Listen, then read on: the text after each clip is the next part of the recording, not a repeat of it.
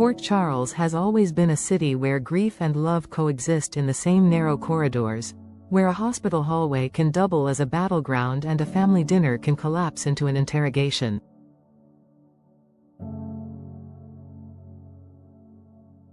Into this charged air returns Emma Scorpio Drake, older now, sharper, wearing her grandmother's unshakable sense of purpose like a second spine.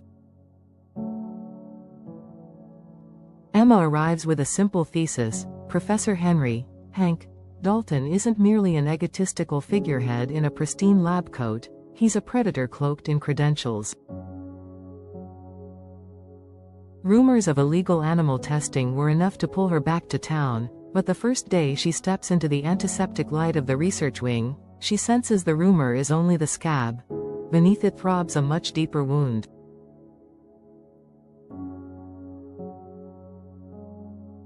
Emma begins the way all good investigators do, not with confrontation, but with pattern. She maps out Dalton's routines: when he arrives, who signs his clearance sheets, which freezer doors get double-locked on Tuesdays, why one intern always leaves 10 minutes before the official shift change.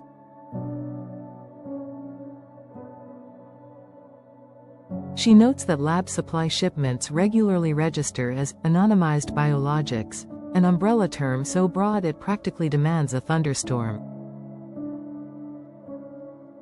Access logs show late-night entries tied to temporary badges no one remembers printing. All of it could be explained away: clerical sloppiness, overcautious compliance, a rookie inventory manager, except that Emma's instincts won't file it under ordinary. There's a choreography to wrongdoing, and this dance is too carefully rehearsed to be an accident. Then the city itself delivers a shock that rewrites the chalkboard: Britt Westbourne is alive. For most people, that headline would live in the heart as a complicated knot: grief reanimated, anger resurrected, questions multiplied. For Emma, it lands like a siren.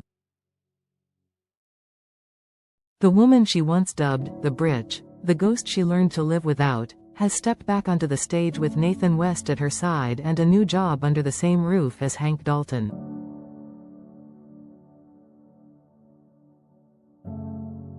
It feels obscene, like discovering the fire marshal moonlights for a match factory. Emma's childhood loathing was once a schoolyard thing: petty, brash, survivable. Now it hardens into caution. If Dalton is a hurricane and Britt is the unexpected landmass shoved into its path, the storm's trajectory has changed, and not for the better.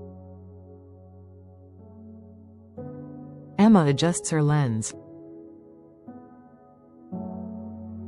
Instead of surveilling a single suspect, she studies a constellation. She finds that Britt's rehiring happened through an off-cycle committee vote: legal, yes, but expedited without the customary peer review. She learns Dalton's most recent grant renewal sailed through with uncharacteristic ease after months of stagnation, as though someone powerful pressed a hidden lever. And she notices how quickly the lab's animal protocols shifted from conventional rodent models to novel primate cohorts, whose documentation reads like a legal riddle written to be solved only after the fact. None of this proves corruption, all of it suggests it. Emma starts to believe the animals are not the end of Dalton's plan, only the means. The end looks human. What she doesn't know, what no one outside a small circle understands, is that Britt's return to medicine came with handcuffs made of gratitude and fear. The research pipeline that lured her back promised something dazzling: data indicating a leap forward in neurodegenerative therapy, a class of treatments that might, if shepherded correctly, put certain incurable diagnoses into retreat.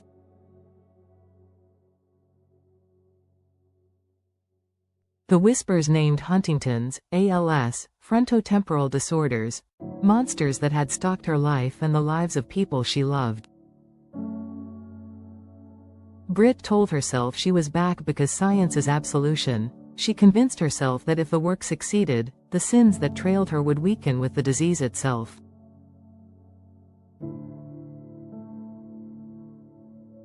Dalton nurtured that self-forgiveness with precision. He knew that to recruit a brilliant renegade, you don't argue ethics, you argue outcomes. By the time Britt glimpsed the corners he was cutting, she had already signed 3 non-disclosure contracts and authorized the purchase of a primate containment system she swore would be temporary.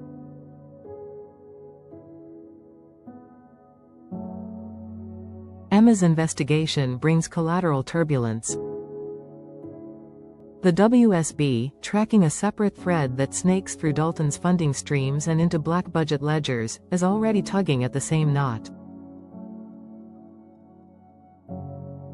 Jocelyn, recently deployed into the Grey World where missions wear the clothes of errands, has her own directive: keep amateurs out of the blast radius. Jack Brennan would prefer to manipulate events from a quiet height, but Port Charles resists puppeteers, and Emma refuses to be rerouted. When Jocelyn corners her outside a stairwell and warns her away, Emma hears concern as condescension.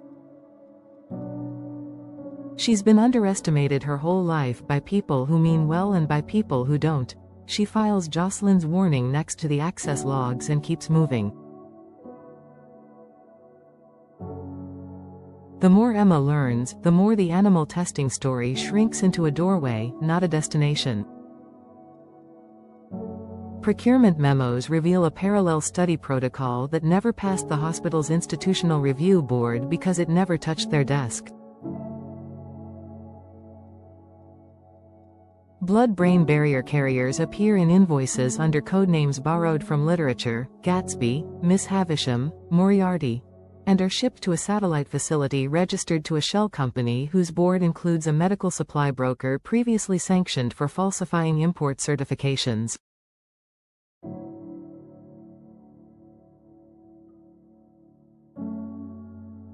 In a city that can smell a money laundering front from across a pier, the scent grows strong.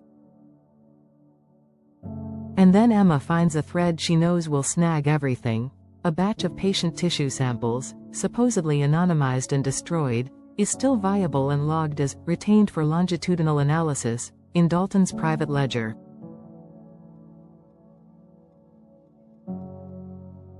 There's no animal in that description, only people. Emma makes a choice that will either expose a conspiracy or get her killed. She will go inside the lab after hours, collect the hard copy of Dalton's off-the-books protocol, and photograph the pages that connect the animals to human trials no one consented to.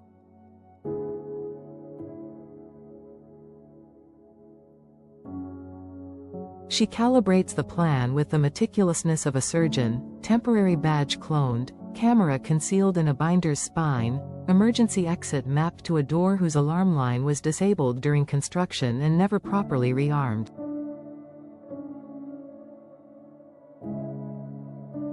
What she cannot anticipate is Britt, awake at the desk no one uses after midnight, reading a screen that looks like it could rewrite the next decade of neurology. Their eyes meet. In that long, bristling second, Emma sees not a cackling villain but a brilliant woman backed into a canyon. Britt recognizes not a meddling child but Robin's daughter, carrying the family's sense of duty like a lantern. Silence becomes negotiation without words. Emma edges toward a filing cabinet. Britt squares her shoulders without standing, as if to minimize threat, then says the only sentence that might stop a catastrophe without inviting another. Not, leave, not, you don't understand, but, you're right.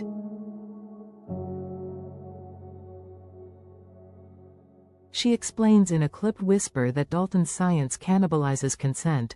that his primate work isn't a moral detour but a launchpad, that the thing Emma is trying to prove will be self-proving in about 12 hours when a refrigerated courier arrives with something labeled Moriarty v3.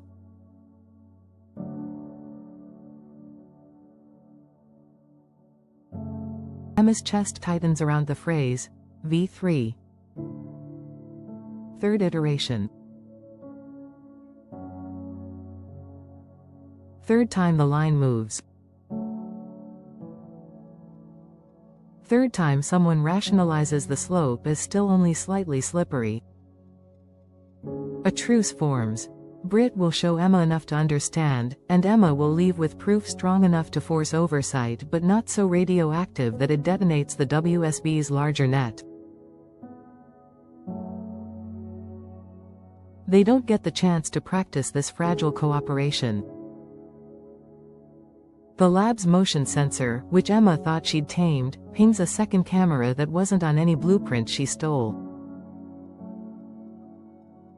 Dalton has anticipated loopholes because he built the building with loopholes in mind. Alarms don't wail, they notify.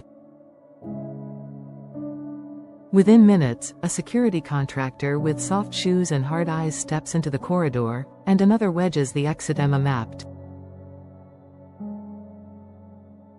Jocelyn, monitoring a related beacon from across the street, registers the uptick in encrypted comms and moves without asking permission.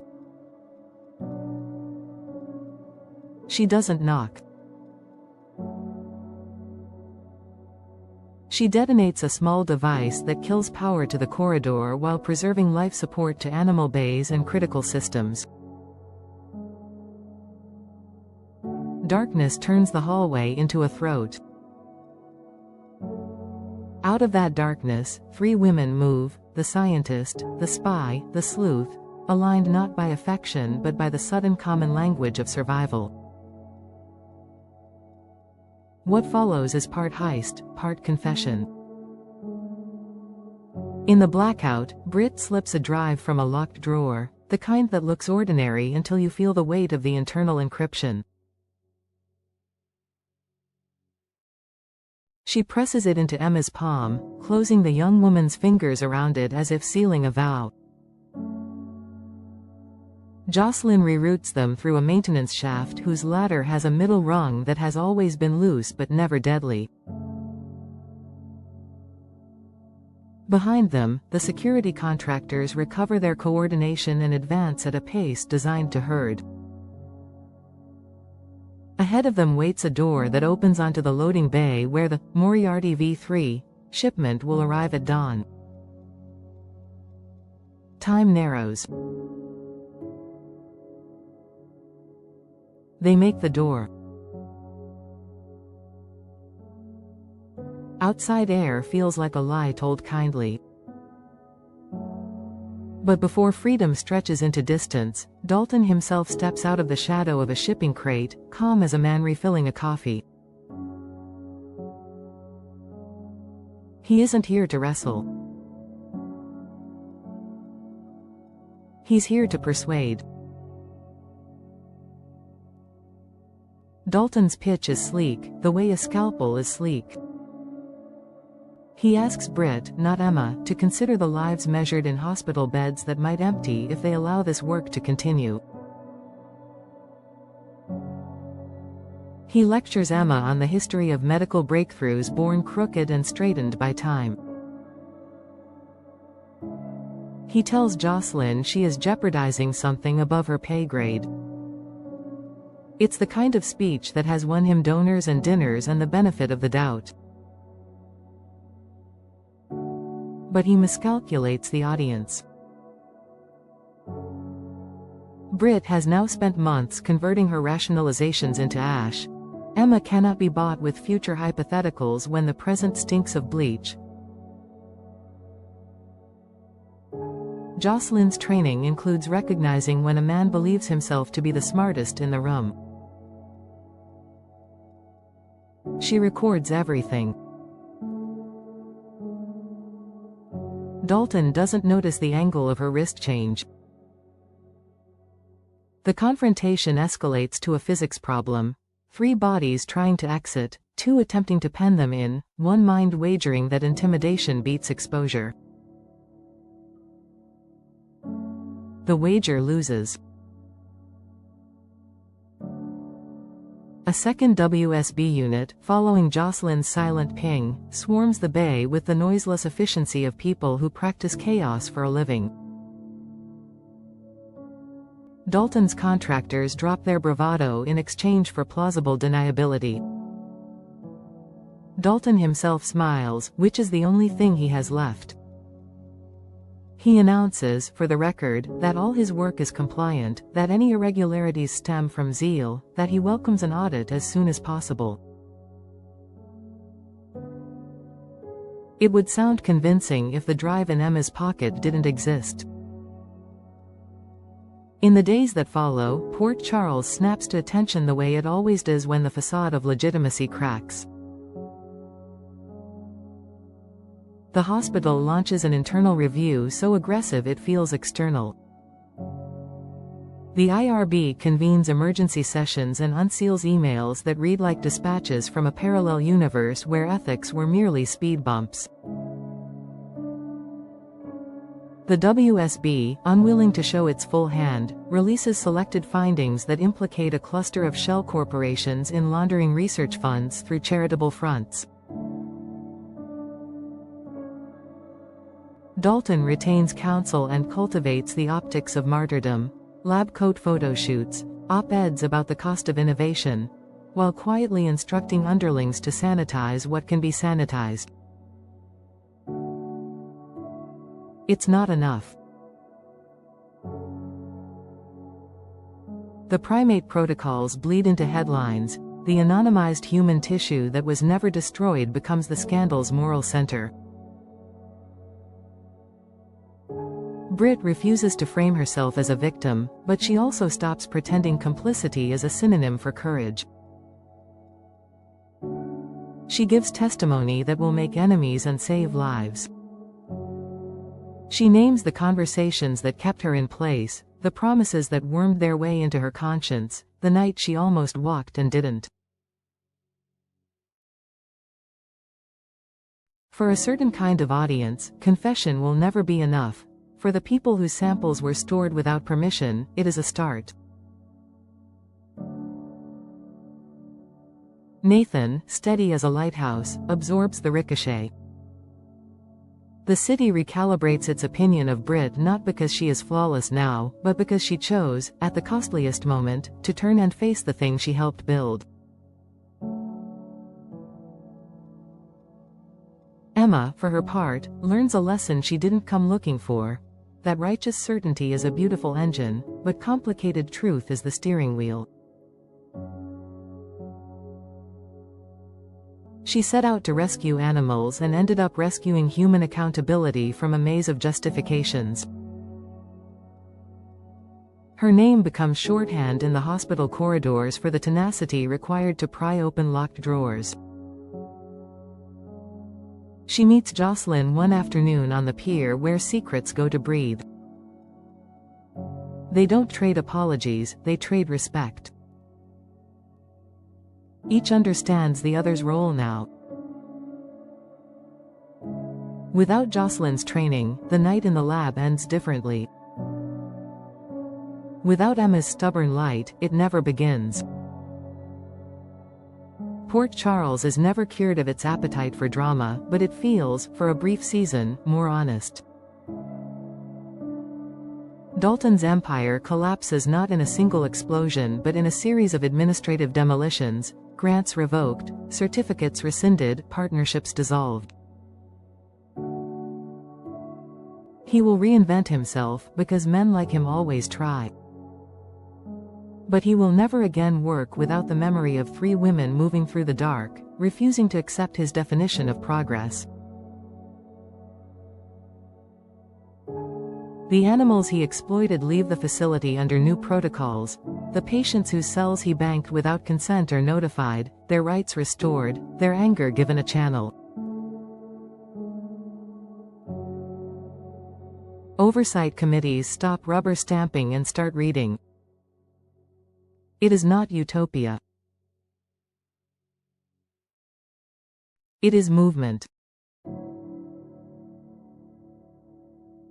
And in the quiet after the sirens and statements, in the hush between gossip and policy, Emma stands alone in the research wing and listens to the hum of machines that once hid a bruise.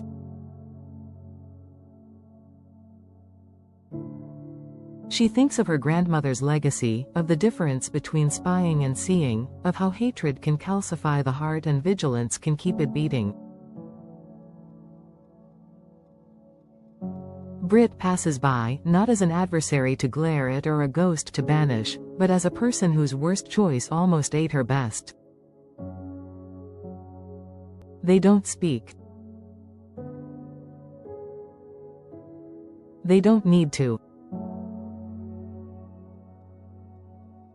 The city will do enough talking for them. What matters is already carved into the story. The animals weren't the end of the cruelty. The science wasn't the end of the excuse. Courage wasn't the end of the danger. But it was, and remains, the beginning of the end.